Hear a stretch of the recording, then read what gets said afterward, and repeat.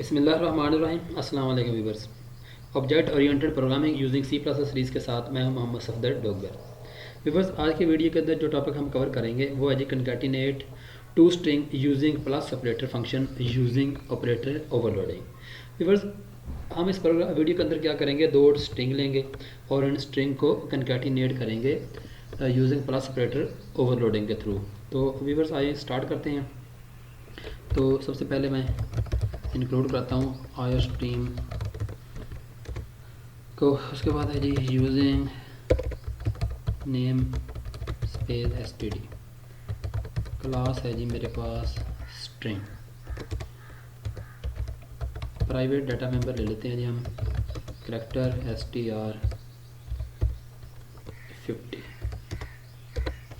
और यहाँ पे व्यूवर्स में पब्लिकली एक बाय डिफ़ॉल्ट कंस्ट्रक्टर ले लेता हूँ और यहाँ पे आ जाएगा strcpy, हो जाएगा str कॉमा, इसको नल वैल्यू से कंकैटिनेट करा देंगे, सॉरी कॉपी करा देंगे। मेन फंक्शन के अंदर आगे देखते हैं कि हमारा डिफ़ॉल्ट कंस्ट्रक्टर सही तरह काम कर रहा है या नहीं कर रहा। स्ट्रिंग s1, तो इसको मैं रन करता हूँ।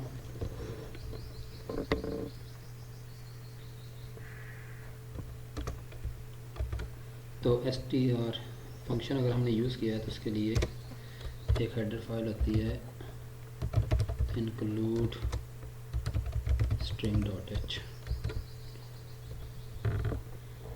ये लीजिए। उसके बाद व्यूअर्स मैं एक पैरामीटर कंस्ट्रक्टर लेता हूँ स्ट्रिंग, और उसके अंदर मैं एक वेरिएबल लेता हूँ s के नाम से, और यहाँ पे मैं करता हूँ strcpy। क्या करेंगे, str में कॉपी कर ले s की वैल्यू को, और यहाँ पे मैं इसको लगा देता हूँ डिस्प्ले का फंक्शन cout str रन कर देते हैं। तो व्यूअर्स, अगर मैं यहाँ पे कोई वैल्यूज़ को इनिशियलाइज कर देता हूँ,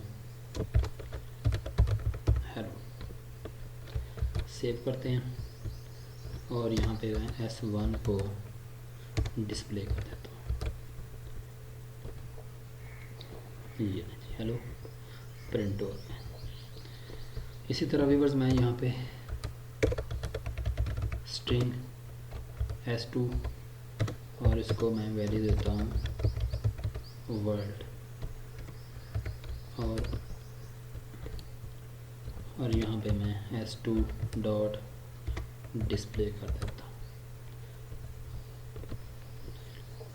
ये नहीं जी, हेलो भी प्रिंट हो रहा है और वर्ड भी प्रिंट हो रहा है। अब मैं चाहता हूँ कि इनको कंकैटिनेट कर दिया जाए। कंकैटिनेट करने के लिए मुझे यहाँ पे व्यूअर्स एक तीसरा वर्ड लेना पड़ेगा स्ट्रिंग s3 के नाम से, और s3 equal to s1 plus s2, ये हम ऑपरेटर ओवरलोडिंग कर देंगे, और s3 डॉट यहाँ क्या कर देंगे, डिस्प्ले कर देंगे। तो उसके लिए व्यूअर्स हमें ऑपरेटर ओवरलोडिंग का एक फंक्शन यहाँ पे लिखना पड़ेगा। उसके लिए मैं करता हूँ जी स्ट्रिंग ऑपरेटर प्लस का, और उसके बाद यहाँ पे स्ट्रिंग, यहाँ पे ऑब्जेक्ट स्ट्रिंग आ जाएगा, और यहाँ पे एक स्ट्रिंग टेम्परेरी के नाम से ले लेता हूँ। फिर यहाँ पे हम एक फंक्शन लगाते हैं कि इफ़ हमारी जो पहली वैल्यू है, पहली वैल्यू हमारी कौन सी है, यानी कि str लेंथ किसकी, ये आ जाएगी डॉट str, और उसमें ऐड करे, यहाँ पे आ जाएगा str,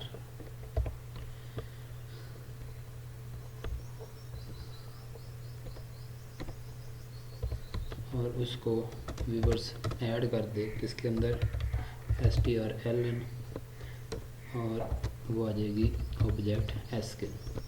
अगर इनकी वैल्यू हमने व्यूअर्स जो वेरिएबल लिया है कितनी लेंथ का लिया है, 50 का लेंथ का लिया है। अगर इनकी लेंथ जो है ना, दोनों की लेंथ को ऐड करें और अगर इसकी लेंथ 50 से कम है तो क्या कर दे, यहाँ पे रिवर्स कर दे str_cpy, कॉपी कर दे क्या temp.str को कॉमा obj_s के अंदर, और साथ में क्या कर दे यानी कंकैटिनेट कर दे temp.str comma obj_s dot str। और नहीं तो यहाँ पे मैसेज आ जाएगा else cout string overflow। नहीं तो आपकी क्या आ जाएगी, स्ट्रिंग जो है ना वो ओवरफ्लो हो जाएगी। और साथ में आप यहाँ पे एग्जिट 1 कर देते हैं। लेकिन अगर हमारा ये कंडीशन ट्रू हो जाती है तो और इसको हम क्या कर देंगे, रिटर्न कर देंगे हम यहाँ पे टेम्प को। ठीक है व्यूअर्स, इसको रन करते हैं। हाँ जी, ये आ जाएगा इफ strlen क्या आ जाएगा जी, temp.str और ऐड प्लस obj.str।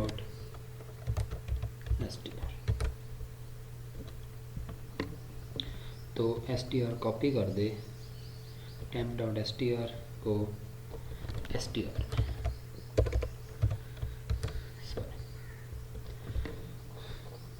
में, ये देखो हेलो आ रहा है, उसका वर्ड आ रहा है, और दोनों को क्या कर दिया उसने, कंकैटिनेट कर दिया। अब देखिए व्यूअर्स, हमने क्या किया, एक स्ट्रिंग की क्लास ली, एक प्राइवेट डाटा मेमोरी ले लिया जिसकी लेंथ हमने ले दी है 50। एक पब्लिकली हमने कंस्ट्रक्टर, डिफ़ॉल्ट कंस्ट्रक्टर ले लिया जिसके अंदर हमने str के अंदर वैल्यू जो है ना डल कॉपी करा दिया। इस तरह हमने एक कंस्ट्रक्टर लिया, पैरामीटर कंस्ट्रक्टर, उसके अंदर क्या किया, पैरामीटर कंस्ट्रक्टर के अंदर जो भी वैल्यू आएगी उसके अंदर हमने किसमें कॉपी करा दिया, str में कॉपी करा देंगे। यहाँ पे हमारी ऑपरेटर ओवरलोडिंग हो रही है, क्लास नेम, ऑपरेटर का कीवर्ड, उसके बाद प्लस का ऑपरेटर, और एक ऑब्जेक्ट ले लेंगे जिसके अंदर हमारी सेकंड वैल्यू जो है ना वो शो हो जाएगी। इसी तरह str temp हमने कह दिया इफ़ str यानी कि उसकी लेंथ निकाल लो, किसकी, temp str यानी कि पहले आपकी स्ट्रिंग की लेंथ निकाल लें और उसके बाद दूसरी स्ट्रिंग की लेंथ निकाल रहे हैं, उनको दोनों को ऐड कर दें। अगर तो वो 50 से कम है तो क्या करो कि जो आपकी पहले वाली दूसरी जो स्ट्रिंग है उसको कॉपी कर दो पहले वाली स्ट्रिंग के साथ और कंकैटिनेट कर दो दूसरी पहले वाली स्ट्रिंग को दूसरी वाली स्ट्रिंग के साथ कंकैटिनेट कर दो और इकट्ठा लिख दो और इसको रिटर्न कर दो।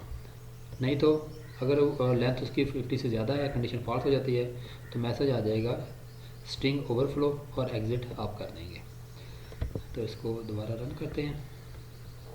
ये अगर व्यूअर्स मैं रन टाइम पे कुछ स्ट्रिंग देना चाहता हूँ तो उसके लिए मुझे यहाँ पे व्यूअर्स एक फंक्शन लेना पड़ेगा, void get string, और यहाँ पे आ जाएगा cout enter string, और यहाँ पे आ जाएगा cn dot get line,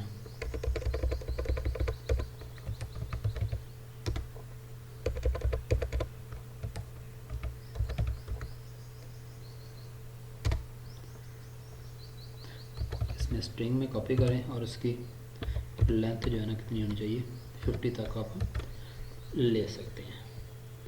और यहाँ पे आपने जो वैल्यू इनिशियलाइज कराई है इसको ख़त्म कर देते हैं और यहाँ पे एक मैसेज आ जाएगा cout enter string of object 1, object 1 की स्ट्रिंग ओपन करते हैं s1 डॉट, ये आ जाएगा गेट स्ट्रिंग, और इसी को कॉपी करके व्यूवर्स पेस्ट कर देते हैं और आ जाएगा एंटर स्ट्रिंग ऑब्जेक्ट 2, और यहाँ पे आ जाएगा s2 डॉट गेट स्ट्रिंग। ये लें जी, एंटर स्ट्रिंग ऑफ ऑब्जेक्ट 1, मैं यहाँ पे लिख देता हूँ 70, एंटर स्ट्रिंग ऑफ ऑब्जेक्ट 2, यहाँ पे लिखता हूँ डॉकर। तो ये स्ट्रिंग 1 के डाटा आ गया, ये स्ट्रिंग 2 का आ गया, और ये नीचे उन्होंने क्या कर दिया, इसको कनकैटिनेट कर दिया। दोबारा फिर करते हैं इसको, यहाँ पे लिख देते हैं जी